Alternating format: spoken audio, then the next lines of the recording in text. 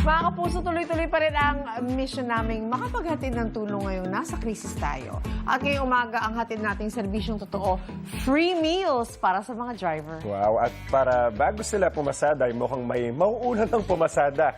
Si Chef JR, saan ba ang biyahe nito? Chef! I like where you're going. Good morning, Chef. Hello. Ayan, eto. Biyaheng Mandaluyong tayo ngayon, Ma'am Lynn, Brother Anjo. Dahil nandito po yung pinuntahan nating restaurant kung saan makikita nyo naman jeepney ang theme. Hindi po ito nakikisabay sa uso kasi matagal na nila itong ginagawa. At papakita ko sa inyo Ito literal po itong garahe, mga kapuso. So napakatalino ng nakaisip nito na syempre imbis nga naman napatay yung space, yung restaurant nila, pinagsama na nila. So ito, working ito, mga kapuso, bumabiyahe po ito. In fact, ang biyahe ni tatay dito is from 6 a.m. to 2 p.m. Pero ongoing yung operations nila. In fact, meron tayo ditong parang chef's table. Ayan, makikita natin.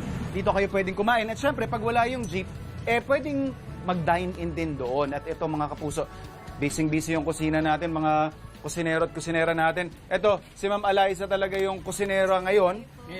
Pero si Sir Edgy kasi yung nauna, si Ma'am Venus yung katulong nila dito.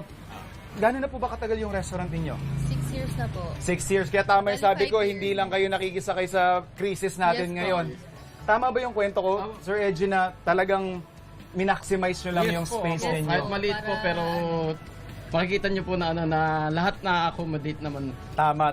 Tapos mga kapuso, ito makikita ninyo yung reaction ng mga tao. Kamusta yung pag kumakain sila dito na, pwede kumain sa loob? Yes po, nagugulat po sila na, ay wow, pwede palang mag-dine-in sa jeep. Hindi lang po pala dito sa table na to, pwede rin po sila sa jeep, lalo na po pag family.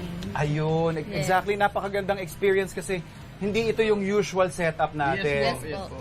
Ma'am Eliza, Sir Edgy, saka si Ma'am Venus, thank you so much. At eto, ready na yung order natin, mga kapuso. Siyempre, yung mga magigiting nating mga drivers, andun na sa loob. Kanina pa nag-aantay, may mga additional orders lang tayo. And I think what's good about this idea is yun nga, you get to give a different experience sa ating mga kapuso na naghahanap ng ibang atake sa restaurant scene. Ito, winner na winner. And the fact that they have survived all these years, ibig sabihin, tinatangkilik talaga. Mga Ginoo, magandang umaga po. Ito na ang ating mga magigiting na driver. Ito mga kapuso. Tay, kamusta naman po? Ay, ayos naman po ang kalagayan namin, kahit mahirap ang biyahe. Pero, Ay, ito mga kapuso, mga legit jeepney drivers. Ito lahat po, Opo. Kamusta po ang biyahe ngayon, Tay? ay, medyo hirap po. Talagang, mahirap asahan yung kumita ka pa ng malaki, hindi ka tulad nung araw. Dati, Na kumikita ka, mataas ang diesel. Kaya ngayon, hindi na natin mahanap yung dating kita. Okay. Kakuting tiyaga na lang. Ito naman po, kamusta naman yung inyong dining experience so far? Excited na po ba kayong kumain? Ginutom na. Mga kapuso. Ayan na. Ready na yung ating mga orders. At syempre, tuloy-tuloy yung pakikipagkamustahan natin sa mga kapuso nating jeepney drivers. Kaya tumutok lang po sa inyong pambansang morning show kung saan laging una ka. Unang hirit. Balik muna sa inyo dyan sa studio.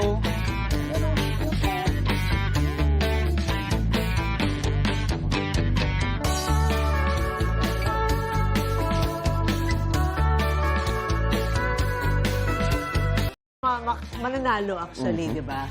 Ngayong nasa krisis pa rin po tayo, tuloy-tuloy pa rin ang paghatid namin ng serbisyong totoo. Tama, at para ganahan niyang pumasada mga kapuso nating tsuper, ay naghatid tayo sa kanila ng mga libreng pagkain. Uy, ang sarap. At ngayong umaga, may pa-free meals ulit po tayo. Sagutin siyempre ng ating food explorer na si Chef JR. Ayan. Uy, Chef! Hi, Chef! Kalentong. Teka, bakit Kalentong. parang ikaw yung nagdadrive ng jeep? Chef, pati ko Ay, nag-drive. chef na jeep pa! I mean, jeep driver pa! Driver seat lover. Ganun talaga, ma'am. Ma'am Lynn, Brother Anjo, halina kayo, biyahe ko, halina kayo, pasok kayo. Yes, ako nga muna ang magdadrive this morning dahil syempre deserve naman magpahinga ng ating magiting na tsuper, di ba? At hatid natin sa kanila ang almusal. Syempre, sagot ko yan. Dahil nga mula dito sa discover nating Jeepney Resto dito po sa Mandaluyong City. Marami tayong inihanda sa kanila this morning, mga kapuso. But wait, there's more! May kasama rin niyang sorpresa. Yan, ang inyong aabangan dito sa inyong pambansang morning show kung saan laging una ka, unang hirit. Tulad, kalentong! Kalentong! May pabirienda sa likod. Abangan sa unang balita.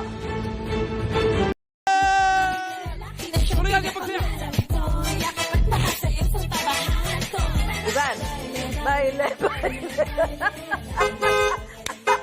Ay, ayun. Wala. ano, Si Susan lang may hawak ng beat. Baile.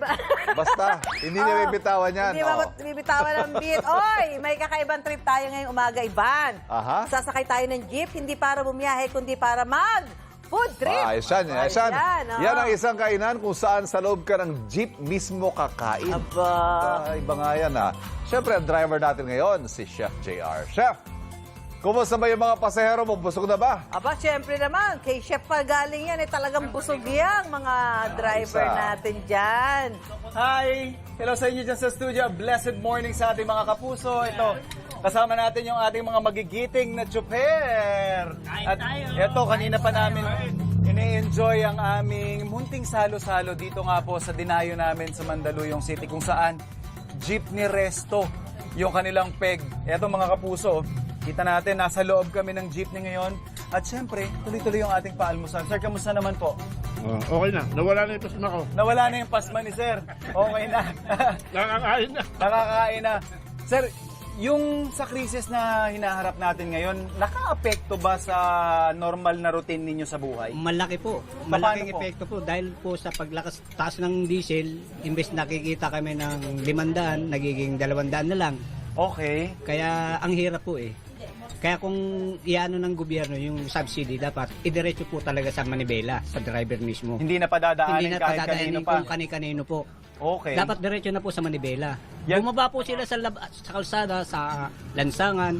Puntahan po nila yung mga driver mismo na nakaupo sa manibela mismo. Okay. Para makarating na maayos yung tulong na ipamimigay nila sa aming mga driver. Kasi imbes nakikita kami 500, wala na. Nagiging 200 na lang, 200, 300, ganun. Pinakamalaki, 300.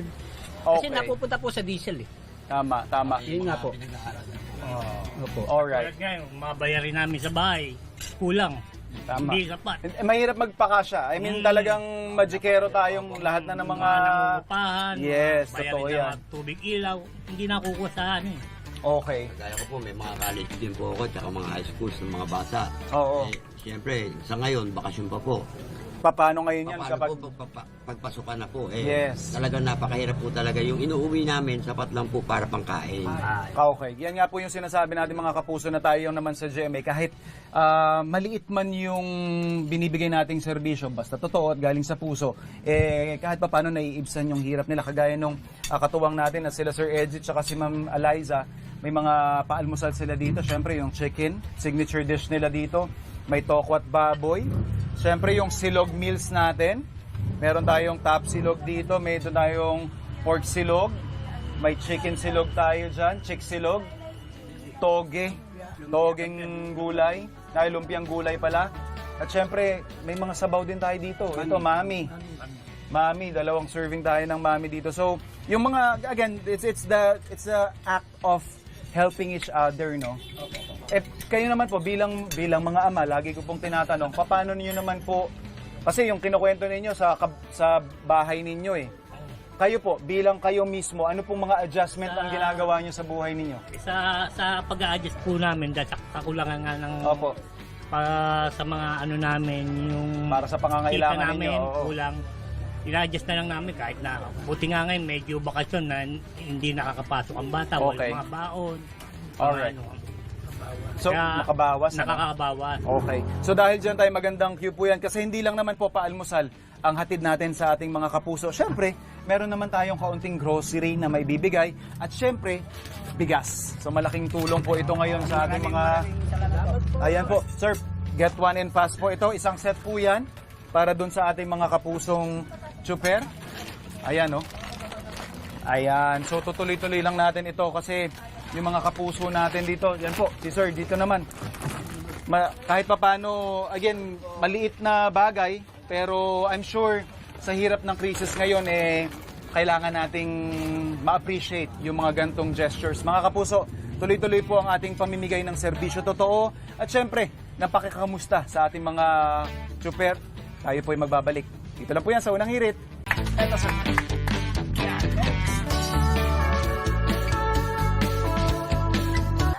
Salamat sa pakikitambay, mga iga. Natisyo kami.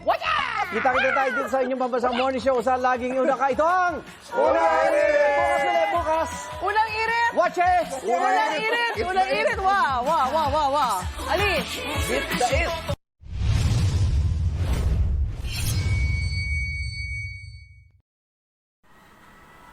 Good morning, good morning.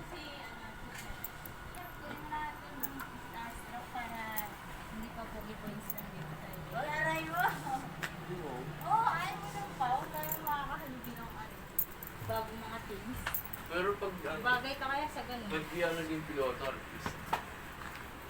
piloto ka? Pagka dyan, dos. Ano yun yung piloto?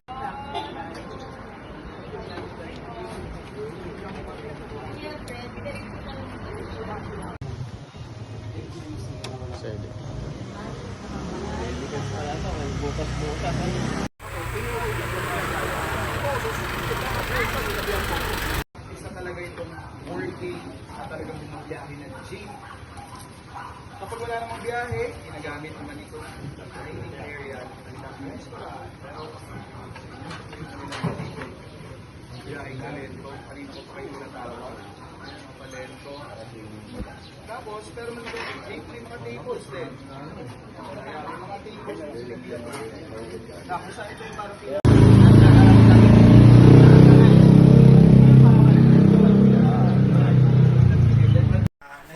Kasi pa kayo nag-1, 2, 3. Pamula, Ako na nangingiigit.